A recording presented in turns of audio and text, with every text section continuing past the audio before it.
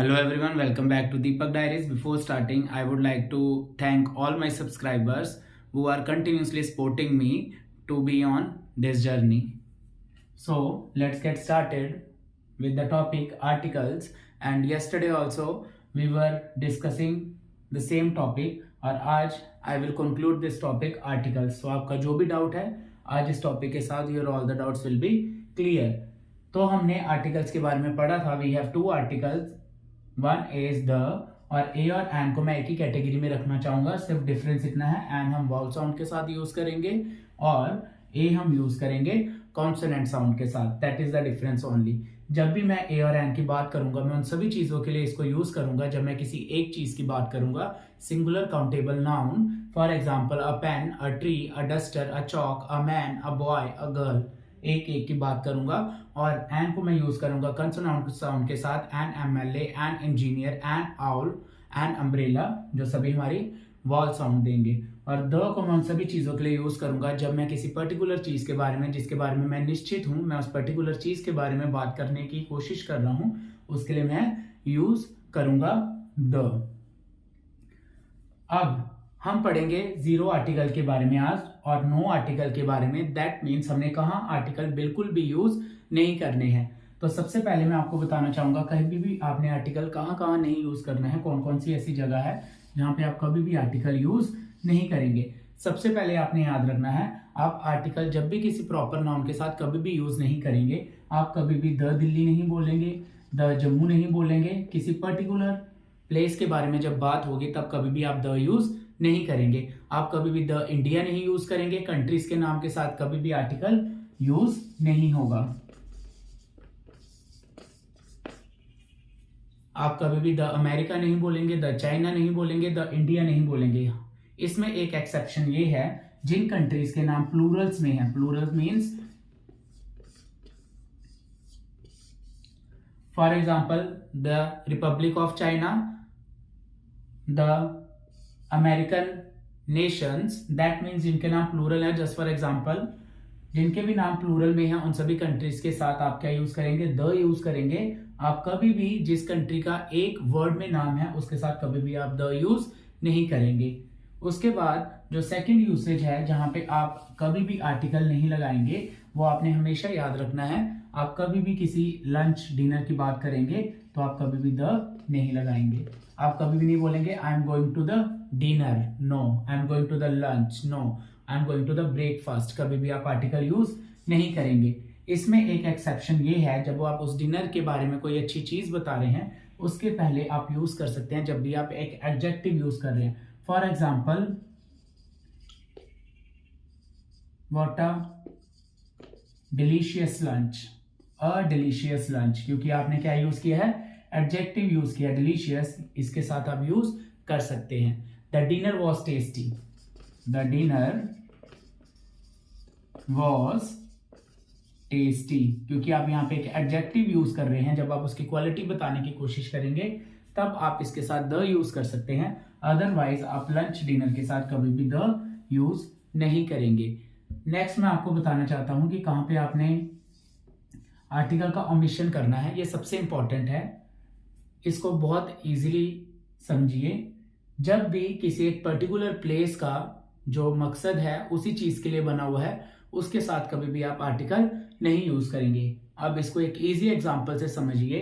For example you are a student, you are a student. आप एक student हैं. अब आप स्कूल जा रहे हैं, आप स्कूल जा रहे हैं. तो स्कूल का जो एम है वो क्या है, you are going to study there, you are going to study there. तो आप क्या बोलोगे, I am going to school. You will never say I am going to the school, no. Clear. उसके बाद मैं आपको एक और एग्जांपल देना चाहूंगा. For example one more example is there. आप हॉस्पिटल जा रहे हैं एंड आप हॉस्पिटल में जा रहे हैं अपने किसी नोन वंस को मिलने जो एडमिट है वहां पे. और हॉस्पिटल में आप एडमिट नहीं है, कोई आपका नोन वन एडमिट है. तो आप क्या बोलोगे, I am going to the hospital.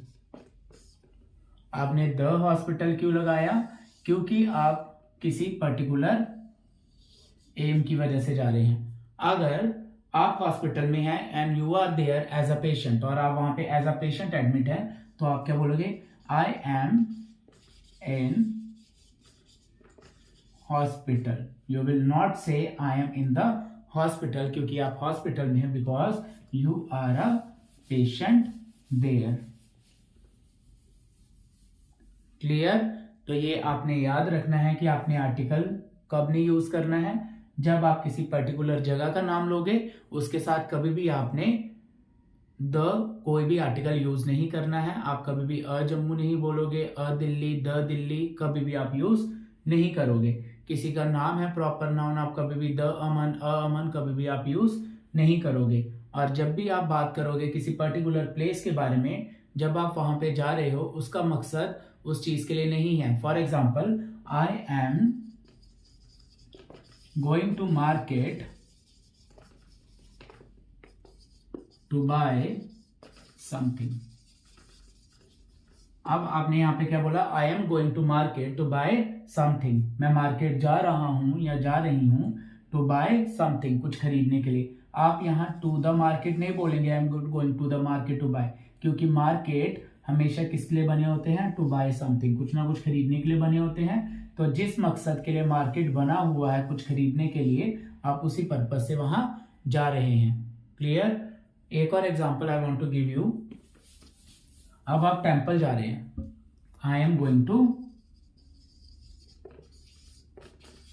Temple, I am going to temple to worship और टू प्रे। मैं टेम्पल जा रहा हूं या जा रही हूं किसके लिए? वर्शिप करने के लिए। और टेम्पल किसके लिए बने होते हैं? Temples are always meant for worshipping, हमेशा वर्शिप करने के लिए बने हैं। और आप उसी पर्पज से जा रहे हो, तो आप द टेम्पल नहीं बोलेंगे, you will simply say I am going to temple. पर जब आप उस पर्पज से नहीं जा रहे, अब आप प्रेयर के पर्पज से नहीं जा रहे, तो आप इसके साथ द यूज कर सकते हैं। कब? He is standing next to the temple. That means कोई टेम्पल के पास में खड़ा है, आप पर्टिकुलर जगह की बात कर रहे हैं। He is standing next to the temple, वो टेम्पल के पास खड़ा है। यहाँ पे आपने ये नहीं बताया कि you are going to temple for worshipping. No, here आपने सीधा क्या बोला? He is standing next to the temple, वो टेम्पल के पास खड़ा है। आप किसी पर्टिकुलर जगह की निश्चित जगह को पॉइंट आउट करने के लिए बोल रहे हो द टेम्पल, तो यहाँ पे द टेम्पल आएगा, otherwise you will not use article. तो हमेशा ये याद रखिए कि आर्टिकल्स को यूज कीजिए बहुत इजीली, ए और एन को एक या कोई की सेंस में, और द जब आप किसी चीज पे स्ट्रेस दे रहे हो और आप ऐसी चीज की बात कर रहे हो जिसके बारे में आपको भी पता है और जो आपका लिसनर है उसको भी पता है, और आप उस पर्टिकुलर चीज के बारे में स्ट्रेस दे रहे हो, तो उसके लिए आप यूज करोगे द। क्लियर? इसको लास्ट एक एग्जांपल के साथ समझते हैं, और लास्ट एग्जांपल ये है। फॉर एग्जांपल, आप जा रहे हो और आप वहां पे दूर से एक ट्री देखते हो। क्या देखते हो? एक ट्री। सो आप क्लियरली बोल सकते हो there is a tree, there is a tree.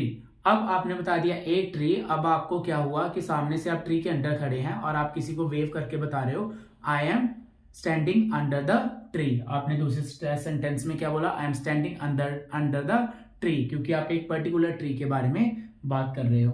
तो चलिए, here I have written a few sentences which may help you to learn more things about articles. First one is the teacher asked dash easy questions. Now you have to tell me what to fill, a, an or the. The teacher asked dash easy questions.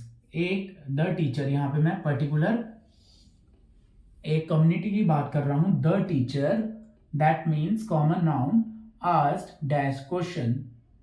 That means question मेरा क्या है? Question is singular countable noun, और यहां पे मेरी vowel sound आ रही है easy question, then I will use an easy question, that means one easy question. Then Ram is dash best of all. That means जब भी आप सुपरलेटिव्स की बात करेंगे, superlatives means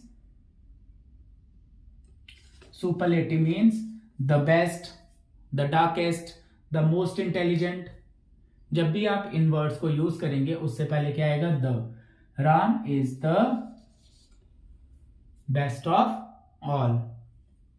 he is dash able man, वह एक एबल मैन है, तो की साउंड दे रहा है, an able man. There are dash students who have broken the chair.